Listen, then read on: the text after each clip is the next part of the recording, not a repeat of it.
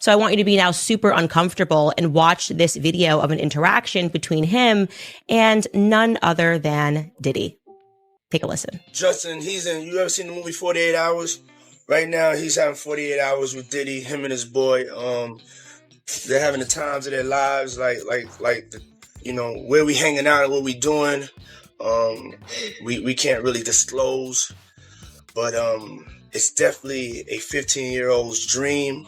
I have been given custody of him. He signed to Usher. He signed to Usher. I had legal guardianship of Usher when he did his first album. I did Usher's first album. I don't have legal guardianship of him, but for the next 48 hours, he's with me. So and we gonna go full crazy. We're going crazy. So young Justin Bieber, who was signed by Usher, involved with Scooter Braun, now all of a sudden he's being put in the hands of Diddy, who, it is true, he became the legal guardian for Usher. You can look up all of the allegations of what Diddy did to Usher. A lot of this coming out via multiple lawsuits that essentially, if we were to put it in a nice context, or at least use a euphemism for something that's really disgusting, the allegations are essentially that Diddy very much initiated Usher into Hollywood. Diddy bought his son a Bentley. Maybe, he could buy you one also while you're out. He got me a Lamborghini. That's nice. I haven't gotten it yet, though. Yeah, I know. When is that coming, that Lamborghini? We talked about this last time. He had the Lamborghini for a day or two, and he had access to the house, and he knows better than to be talking about the things that he does with Big Brother Puff on national television. He did an interview back in 2020 with Zane Lowe. I think this was on Apple Music. And he was speaking about another young artist that was coming up, Billie Eilish, and Eilish. And he was basically speaking about how he wanted to protect her because she was now another young person, a rising artist in the industry. And sort of out of nowhere, he became quite overcome with emotion. Take a listen. Did you feel protective of her? Yeah, I definitely feel protective of her. It was hard for me being that young and being in the industry and not knowing where to turn, and everyone, telling me they love me and, just turn their back on you in a second. So yeah, it's hard because I want her to know that, she can count on me. But at the end of the day, I'm never going to force myself to be in a relationship with her. It has to be natural, right? So I just kind of, let her do her thing. And if she ever needs me, I'm going to be here for her. But yeah, just protecting those moments because people take for granted encounters and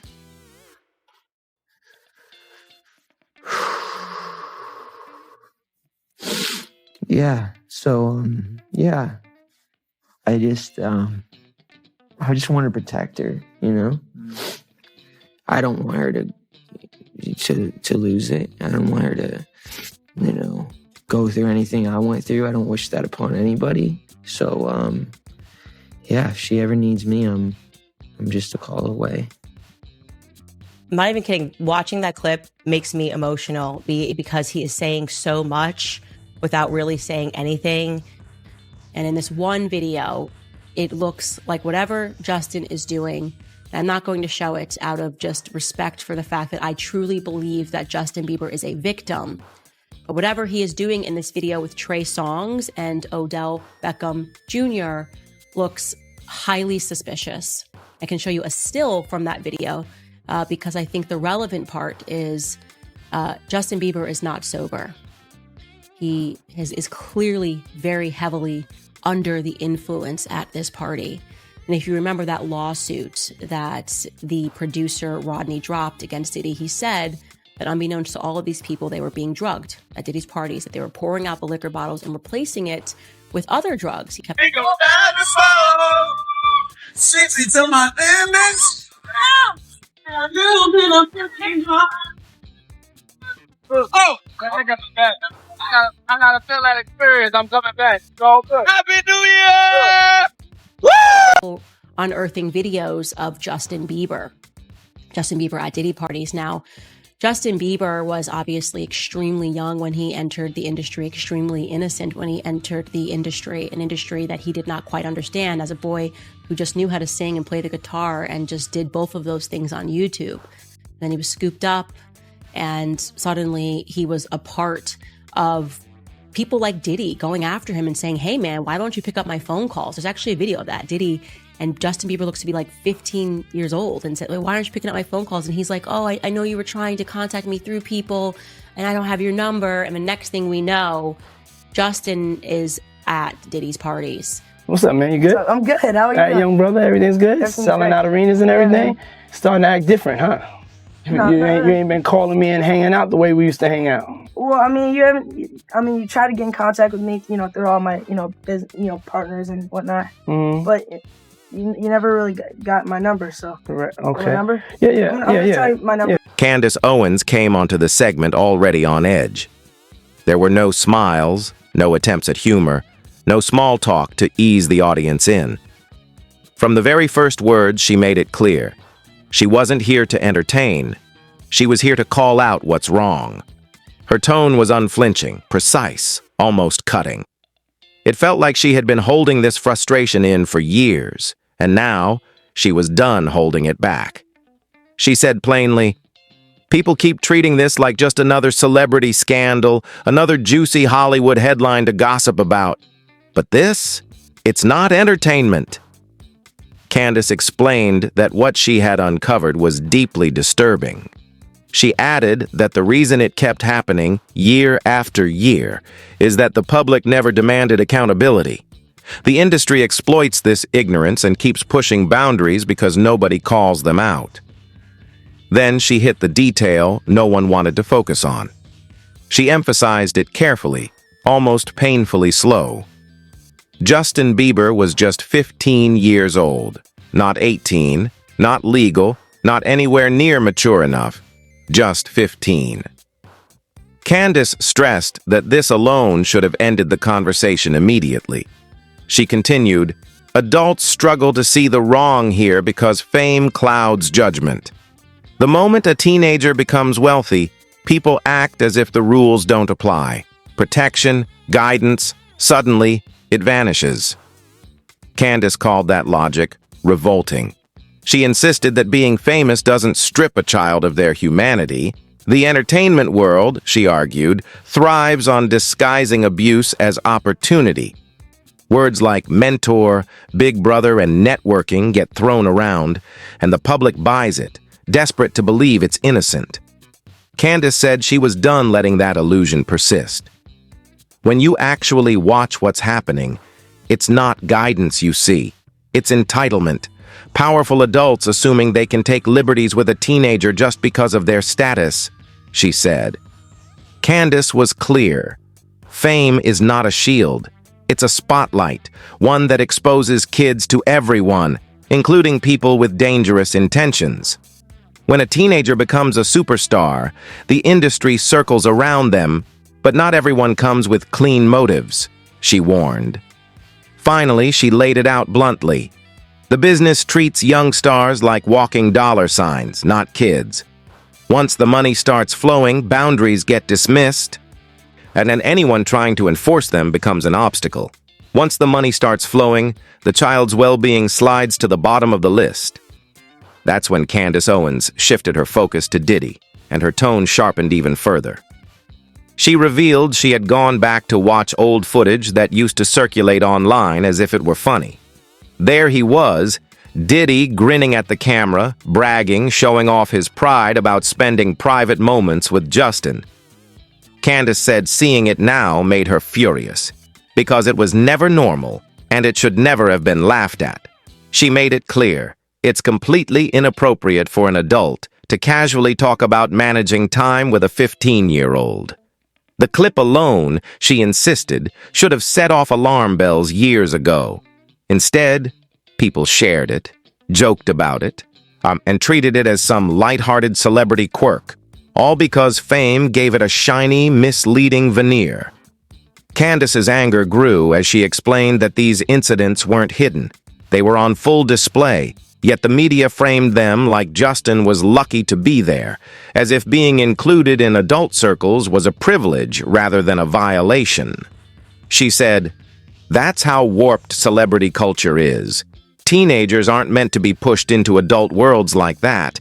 They're supposed to be safeguarded." She went on, "The whole environment surrounding child stars is upside down. Adults crave the fame, the connections, the money, and the kid gets funneled into situations they can't even comprehend." Candace carefully kept her language safe for YouTube, but the message was blunt. For years, and serious allegations suggested Justin was placed in private settings not fit for a minor. These were spaces cloaked in secrecy, control, and strict loyalty, places where no one spoke up afterward. What hit her the hardest, she said, were the accounts from insiders describing Justin in those moments. Quiet, stiff, withdrawn, never smiling, never acting like a carefree kid. Candace emphasized, "When multiple sources recount a teenager sitting silently on the sidelines, wishing he could disappear, that's not normal. That's a red flag. That's what it looks like when a kid knows he doesn't belong, but he can't escape." She continued, "Some people act like Justin could have just stood up and walked out. That's a fantasy. A 15-year-old has no real control in that industry. They don't see the traps, or they don't recognize manipulation when it's wrapped in compliments and false affection." Candace's point was stark. Adults know the rules, and they play them expertly. Teenagers are still figuring out what's real and what's a trap. And in that gap, predators and opportunists operate, exploiting fame as a cover. Candace Owens didn't hold back. She said the most enraging part is simple: adults exploiting a child who doesn't yet have the tools to defend themselves. That power imbalance, she explained, is what makes the situation so infuriating. Her frustration didn't stop there. Candace turned her attention to what happened after Justin left those early years behind. She said the public reaction to his struggles only adds to the tragedy. The world watched him unravel and turned it into punchlines, memes, and viral jokes. And people labeled him spoiled, ungrateful, dramatic, mocking a kid who was clearly overwhelmed and under constant pressure.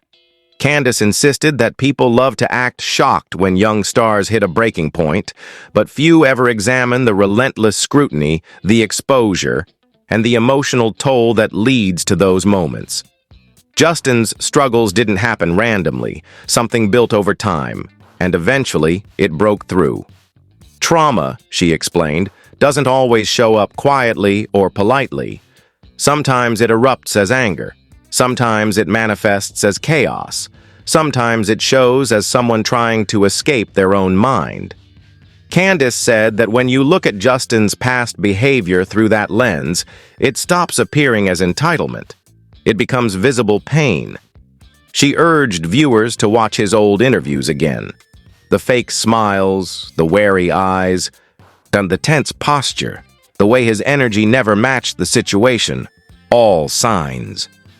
Yet the public and media called it attitude, because that's easier than admitting something darker was going on. Then Candace asked the question that made her voice almost tremble with anger. Where were the adults? She listed them: managers, executives, handlers, industry insiders. Every single person who profited from Justin's fame was present. She made it clear. The industry protected Justin's career like a treasure, but failed to protect him as a human being. They safeguarded the money, the brand, the public image, but the kid? Not at all. That, Candace said, is what makes the story so disturbing. It wasn't a single bad actor. It was an entire system. A culture that allowed unrestricted access, rewarded silence, and turned a blind eye. And Candace concluded that the industry operates on fear. People don't speak out because they're terrified of losing deals, connections, or being blacklisted. And that, she said, is why the problem persists, unchecked, normalized, and hidden in plain sight.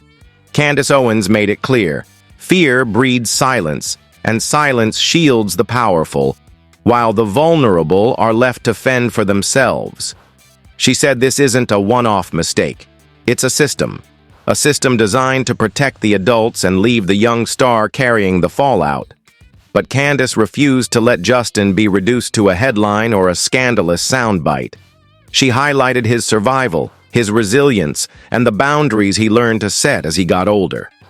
He sought stability, leaned on faith, and fought to reclaim his life and peace. That Candace emphasized that the strength required for that kind of recovery is something most people can't even imagine. And it fuels her anger even more because Justin shouldn't have had to be strong at 15. He should have been protected by responsible adults. Toward the end, Candace targeted Diddy directly. Power doesn't last forever. Reputation fades. Money can't erase the consequences, she warned. The truth rises eventually, and it won't stop. You can delay accountability, but you can't rewrite history. She pointed out that patterns are obvious, stories align, and moments look different when excuses are stripped away. Her final message was unwavering. Justin deserved better. Not more fame, not bigger tours, not more money. He deserved real protection, real boundaries, and responsible adults who did their job. Candace said she's done watching powerful people get excuses while young stars carry the blame. She concluded with one final angry reminder. This isn't just Hollywood gossip. This is a teenager left exposed, unprotected, and abandoned while the industry turned a blind eye. If that doesn't make people furious, then they're not paying attention, she said, leaving the audience with a truth too important to ignore.